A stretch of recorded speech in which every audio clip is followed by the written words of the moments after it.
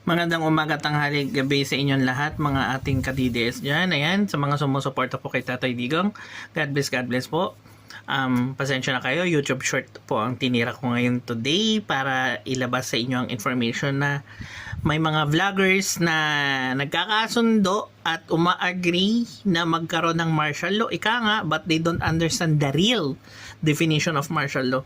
So, kala nila parang ano lang, pandemic COVID style lang. Hindi nila alam mas malala po to. Marami pong madadamay, maraming maghihirap, maraming bawal, maraming mapagbebintangan ng wala sa ayos, maraming sinungaling na mangyayari o kasinungalingang mangyayari na naman po. So, ingat lang po. At kilala nyo po tong vlogger na to na bumalimbing din po kay Tatay Digong, okay? So, shoutout din po kay VP Sara at kay Mr. Harry Roque na nandun din po ngayon sa Netherlands.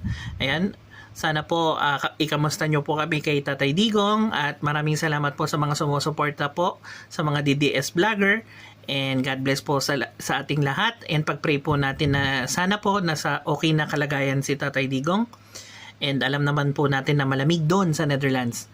So sana po suportahan natin siya. And sa mga tanso vloggers dyan, huwag po tayong masyadong kampante. At sa administrasyon, huwag po tayong masyadong palasinungaling. Kasi po, hindi po bobo ang mamamayang Pilipino, lalo na po sa buong mundo, lalo na po ang mga OFW. And we support Tatay Digong.